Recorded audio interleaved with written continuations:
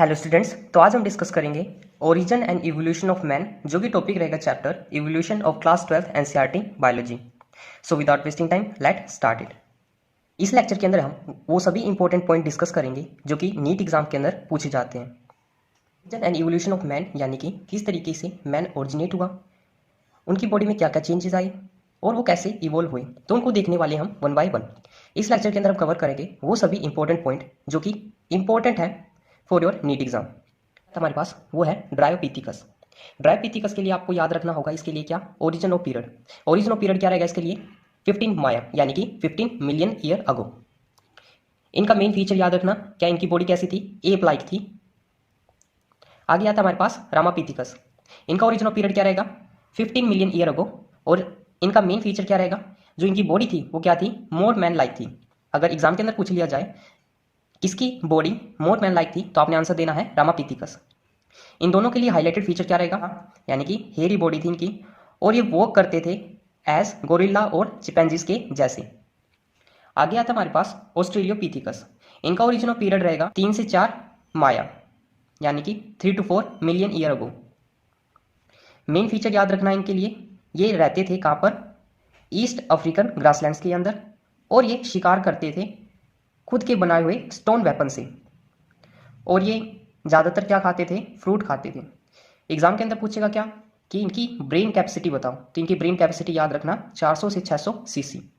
ये क्या है इसकी ब्रेन कैपेसिटी, किसके लिए, ऑस्ट्रेलोपिथिकस। नेक्स्ट आ गया था हमारे पास होमो हैबिलस। होमो हैबिलस के लिए ओरिजिन ऑफ पीरियड रहेगा 2 माया यानी कि 2 मिलियन ईयर अगो। इनके लिए हाईलाइटेड फीचर क्या है, इनको बोला गया होमिनिडे, क्योंकि ये क्या थे, फर्स्ट ह्यूमन बीइंग लाइक थे।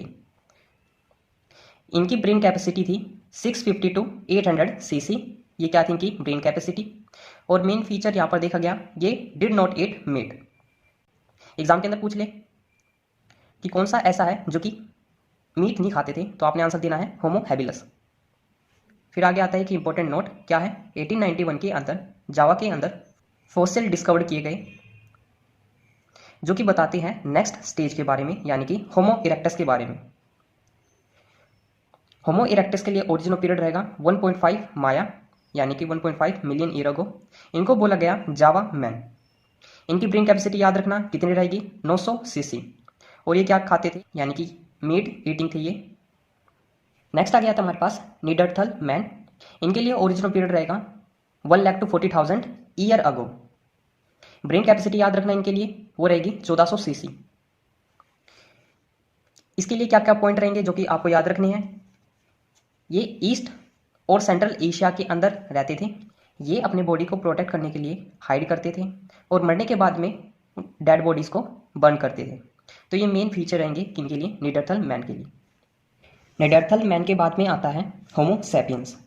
होमो सैपियंस के लिए ओरिजिन ऑफ पीरियड याद रखना 75,000 टू 10,000 ईयर अगो। ये वही पीरियड था जब ह्यूमन बीइंग ने सेटलमेंट स्टार्ट कर दी थी और करीब 10,000 ईयर अगो एग्रीकल्चर स्टार्ट की थी और 18 year ago prehistoric art cave start की थी। तो ये 3 फीचर आपको याद रखने हैं होमो सैपियंस के लिए। सो स्टूडेंट्स, ये था हमारा topic origin and evolution of man, जो कि हमने सभी इंपॉर्टेंट पॉइंट को डिस्कस किया जो कि इंपॉर्टेंट है आपके नीट एग्जाम के लिए। If you like the lecture then subscribe to my channel so that more and easy learning content I will provide you. Thank you.